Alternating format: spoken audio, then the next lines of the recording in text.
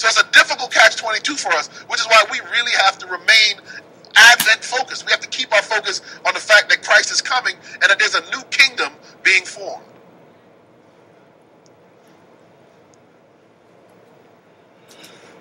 Another one says the wall between churches and state will be broken down and Protestant American Christians will look to the Pope. Then investing the church with the power of the state will bring evil results. Men have almost passed the point of God's forbearance. They have invested their strength in politics and have united with the papacy. But the time will come when God will punish those who have made void his about God's love for you and why you can't protest Rome and then be into all of the political nitpicking that we see in the United States. Evangelical works better. Evangelical Christians have been drawn closer together in recent years, according to a new book that explores growing influence of Christian voters. Notice, it's all about politics. This is how the beast is really going to work in the United States to get these Sunday laws passed.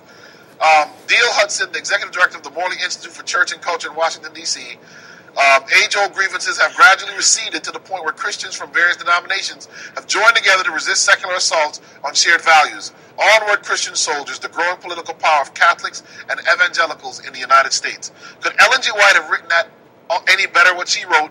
And when you look at what is written in one of the headlines from a little over a year ago. Yet people say she has, she's not a prophet. She doesn't have, God didn't work with her. Blah, blah, blah, blah. I don't know how you get that but a lot of those people don't read her writings. That's part of the reason why they don't see it. Protestant churches will unite and influence the state to enforce their beliefs. Ellen White says, when the churches of our land, uniting upon such points of faith as are held by them in common, shall influence the state to enforce their decrees and sustain their institutions, then will Protestant America have formed an image of the Roman hierarchy. This is why when they want to put the 10 Commandments up in buildings and they're fighting for some of the things, we have to really be careful. We are in a catch-22 as Seventh-day Adventists.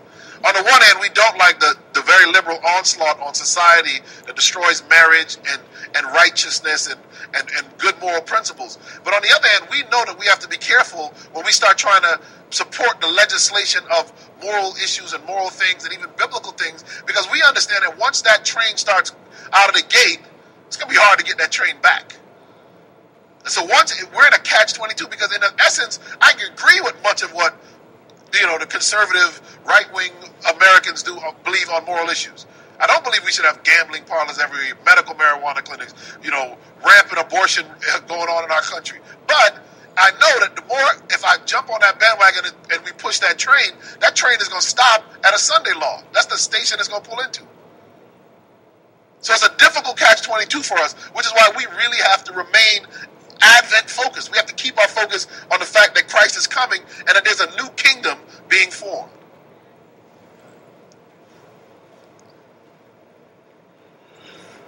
Another one says the wall between churches and state will be broken down and Protestant American Christians will look to the Pope. Then investing the church with the power of the state will bring evil results. Men have almost passed the point of God's forbearance. They have invested their strength in politics and have united with the papacy. But the time will come when God will punish those who have made void his law, and the evil work will recoil upon themselves. So, you know that she's right when he says that we'd reach out to the Pope, because we've seen it.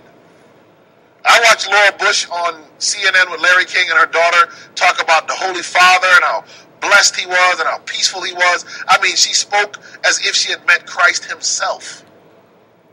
Laura Bush, and the Bushes are, theoretically at least, Protestant. His brother is a Catholic, the former governor of Florida, Jeb Bush. But here you can see, there's a strong, he's with the rabbi, here he is with the president of the United States. Barack Obama's already met with the Pope as well in Rome. So, people get this big thing between the different presidents. You're just changing puppets. If you're not, you got to be politically savvy enough. If there was a huge change coming, we would no longer be in Afghanistan and Iraq. You could pull troops out anywhere if you want to. It's not that different. There's some subtle differences between the two parties, but they're not huge differences. And one of the ways that you know that is, he is a fixture in all of them. There's not been a president that doesn't go and make sure that the Pope of Rome is happy. whoever the Pope happens to be at that time. So Benedict gave a resounding endorsement of the role of religion in democratic society today. The need for global solidarity is as urgent as ever in an age of extremism and terror. So they used the war on terror to do this. The pontiff was greeted on the White House lawn by the President George Bush, plus a 21-gun salute and a serenade from a world-class opera singer. Bush gave an address that rang through with conservative political ideas, saying the United States needed the Pope's